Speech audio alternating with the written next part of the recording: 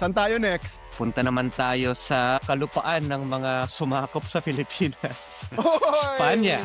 Colonia. Spanya! Colonizers.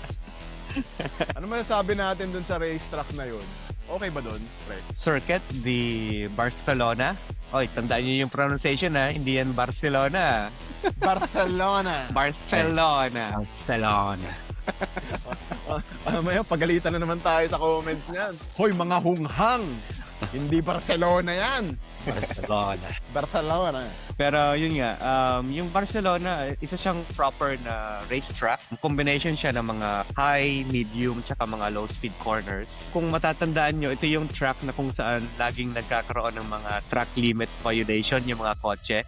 Pagdating dun sa Oh. final turn, bago dun sa main street, laging lumalagpas eh. Kumusta ang overtaken dito? Not so bad, not so bad. Since na ito nga yung isa sa mga traditional na racetracks sa Formula 1 calendar. Dito natin masasabi kung talagang may difference sa performance yung mga Mercedes powertrain ng mga teams versus dun sa Ferrari and then dun sa Red and of course Honda.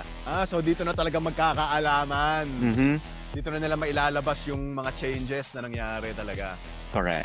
Okay, kasi hindi masyadong lumabas sa Monaco eh. Okay din, itong Barcelona kasi syempre kakagaling natin sa Monaco, masikip, wala masyadong overtaken.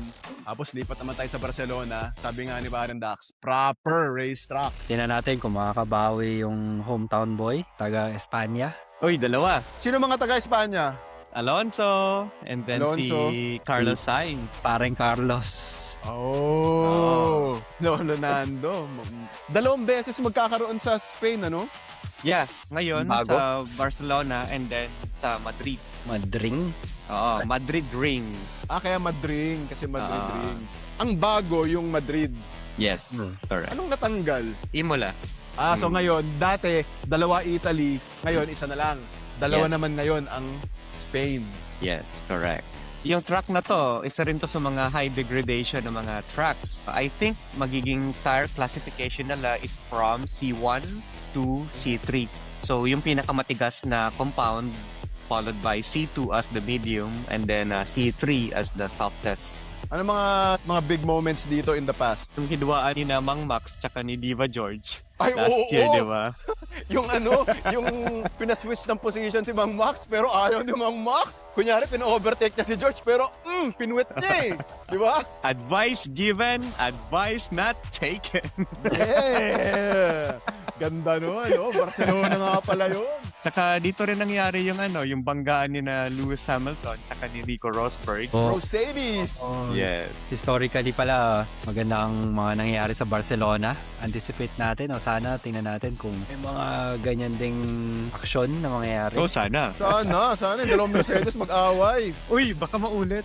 Di ba? Oo, di ba? Brosedis. Oo, Brosedis din yun. Brosedis. Makakalbo Oo. si Toto Wolff dito sa Barcelona. Eto na naman, umulit na naman. Pati buhok ni Toto Wolff, high degradation sa Barcelona. Sa briefing ng Mercedes F1, talagang magkakaroon yata ng mga set of rules na hindi pwede. Ang daming pulang ballpen sa notes nila Kimi tsaka ni George. Hoy! Behave!